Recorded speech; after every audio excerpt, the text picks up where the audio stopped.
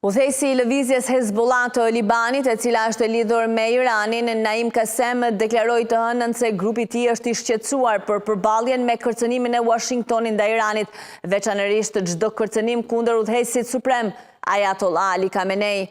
Tensionet mes Iranit dhe Shteteve të Bashkuara janë rritur pas një shtypjeje të ashpër të protestave në mbar Iranin, gjatë të cilave javët e fundit u vranë mijëra persona. Presidenti Donald Trump tha se kjo mund të çojë në një reagim të Shteteve të Bashkuara. Teherani ka deklaruar se çdo sulm ndaj Khameneit do të shkaktonte një luftë të shenjtë.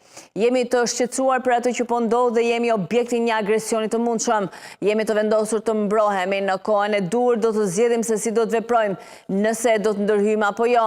Por ne nuk jemi neutral, tha Kasem në një fjalim televiziv. Udhëheqësi Hezbollah tha se ndërmjetësit i kanë bërë të ditur grupit se Shtetet e Bashkuara dhe Izraeli po shqyrtojnë mundësinë e goditjes së tij në rast se ka një sulm ndaj Iranit, duke shtuar se një luftë kundër Iranit këtë herë mund të përfshijë një konflikt në të gjithë rajonin.